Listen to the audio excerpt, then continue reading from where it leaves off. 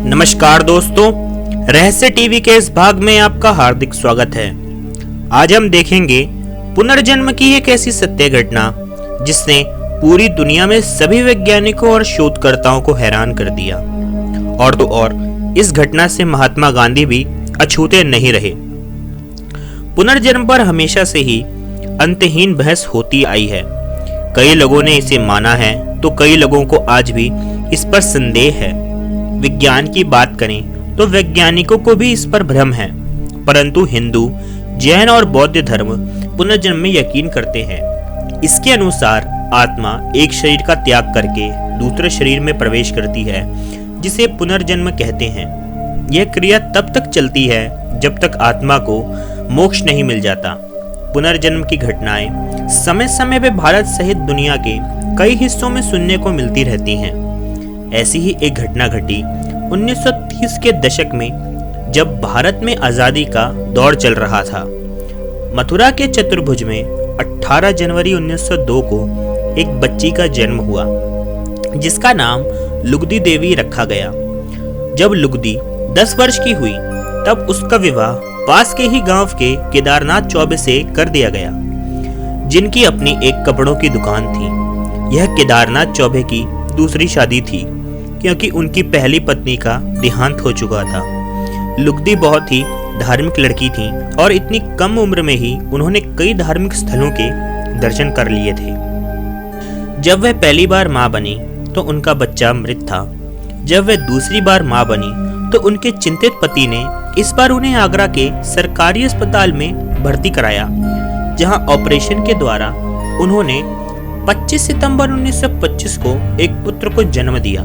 लेकिन उनकी हालत में सुधार नहीं हो रहा था और 9 दिन बाद 4 अक्टूबर 1925 को लुगदी देवी का देहांत हो गया। लुगदी की मृत्यु के 1 साल 10 महीने और 7 दिन के बाद 11 सितंबर 1926 को दिल्ली के छोटे से मोहल्ले के बाबू रंग बहादुर माथुर के यहाँ एक पुत्री का जन्म हुआ, जिसका नाम उन्होंने शांति देवी रखा। वह बचपन से ही सभी बच्चियों से अलग थी। 4 साल की उम्र तक वह चुप चुप ही रहती थी। जब वह थोड़ी बड़ी हुई तब वह सिर्फ अपने पति और अपने बच्चों के बारे में ही बात करती थी। वह बताती थी कि मथुरा में उनका एक बेटा और उनके पति हैं, जिनकी वहीं एक कपड़ों की दुकान है।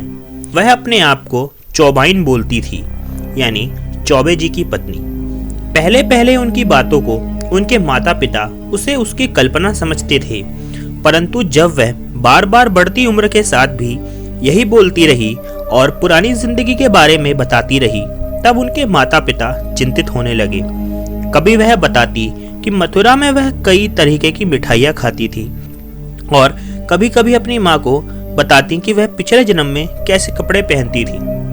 उन्होंने अपने पति के बारे में कुछ विशिष्ट बातें बताई कि वह गोरे हैं, उनके बाएं गाल पर एक बड़ा सा मस्सा है और वह चश्मा लगाते हैं और उनकी दुकान द्वारकाधीश मंदिर के ठीक सामने है। इस समय तक शांति 6 साल की हो चुकी थी और उनके माता पिता हैरान और परेशान रहने लगे थे। शांति ने अपने माता पिता को बताया कि कैसे वह अपने दूसरे बच्चे को जन्म देते हुए खत्म हो गई थी।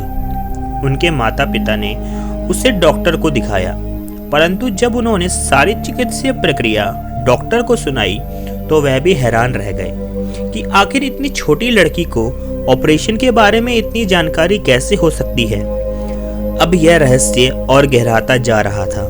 तब उनके माता पिता को विश्वास हुआ कि शायद उसे सच में पिछला जन्म याद है। जैसे जैसे वह बड़ी हो रही थी, वह अपने माता पिता से उन्हें मथुरा ले जाने की जिद करती रही। उनसे जब उनके पूर्व जन्म के पति का नाम पूछा जाता था तो वह हमेशा शर्मा जाती थी और कहती थी कि वह उनका नाम अपनी जुबान से नहीं ले सकती हैं। परंतु एक दिन उनके दूर के रिश्तेदार बाबू बिशन चंद, जो दिल्ली के दरियागंज में रामजस उच्च विद्यालय में अध्यापक थे, उन्होंने शांति से कहा अगर वे उन्हें उनके पति का नाम बता दें तो वे उन्हें उनसे मिलवाने मथुरा लेकर जाएंगे। इस लुभावने प्रस्ताव में आकर उन्होंने कान में धीरे से उनका नाम लिया, पंडित केदारनाथ चौबे। बिशनचंद ने फिर केदारनाथ को पत्र लिखा और शांति देवी के बारे में सारी जानकारियों से अवगत कराया और उन्हें दिल्ली आकर मिलने को कहा। केदारनाथ ने सारी जानकारियों को सत्य बताया और लिखा कि वह उनके रिश्तेदार पंडित कांजीमल से मिले जो दिल्ली में ही रहते हैं। अगले दिन वह लोग कांजीमल से मिले, जिस दौरान शांति देवी ने उन्हें अपने पति के चचेरे भाई के रूप में पहचान लिया। शांति ने उन्हें मथुरा वाले घर के बारे में सारी जानकारी दी और बताया कि उन्होंने वहां एक मटके में कुछ पैसे भी छिपा कर रखे हुए हैं। कांजीमल यह सब सुनकर अचंभित हो गए थे और उन्होंने केदारनाथ को दिल्ली बुला लिया। 12 नवंबर 1935 को केदारनाथ लुगदी के बेटे और उनकी तीसरी पत्नी के साथ दिल्ली आ गए। शांति देवी ने उन्हें देखते ही पहचान लिया। केदारनाथ ने उनसे पूछा कि आप कुछ ऐसा बताइए जिससे उनको विश्वास हो सके। तो शांति देवी ने बताया कि उनके घर के बाहर एक कुआं है जिसे दबा दिया गया है, पर वह पहले वहां स्नान करती थी। खाने के बाद शांति ने उनसे कहा कि उन्होंने तीसरी शादी क्यों करी, क्योंकि उन्होंने मृत्यु से पहले उनसे वचन लिया था कि वह तीसरी शादी नहीं करेंगे। केदारनाथ के पास इस सवाल का कोई जवाब नहीं था। यह बात उस समय तक पूरे शहर में आग की तरह फैल चुकी थी। जब यह खबर महात्मा गांधी को पता चली तब उन्होंने शांति देवी से मिलकर बात करी। गांधी जी ने 15 लोगों की कमेटी का गठन किया, जिनमें कुछ सांसद, कुछ नेता और कुछ पत्रकार शामिल थे। उनको इस मामले को जांचने का काम सौंपा गया। वह लोग शांति देवी को मथुरा लेकर पहुंचे। जैसे ही वह मथुरा स्टेशन पहुंची, शांति देवी दौड़कर भीड़ में गई। उनके पीछे जैसे ही कमेटी के लोग पहुंचे, उन्होंने देखा कि शांति देवी एक बुजुर्ग के पैर छू रही हैं और उन्हें अपना जेठ बता रही हैं। और सच में वह बुजुर्ग व्यक्ति केदारनाथ चौबे के बड़े भाई राम चौबे थे। उन्होंने वहां से तांगा लिया केदारनाथ के घर तक जाने के लिए।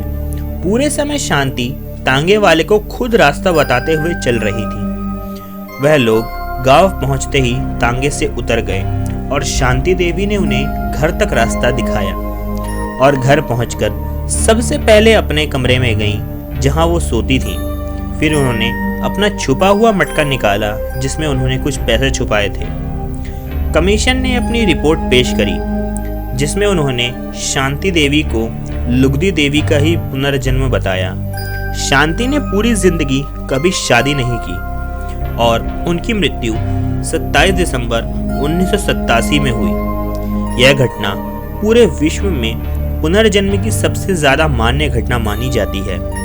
दोस्तों, आज के एपिसोड में इतना ही। पसंद आया तो लाइक करें और फेसबुक या व्हाट्सएप के द्वारा अपने दोस्तों से शेयर जरूर करें। अगर आप नए हैं तो हमें सब्सक्राइब जरूर करें।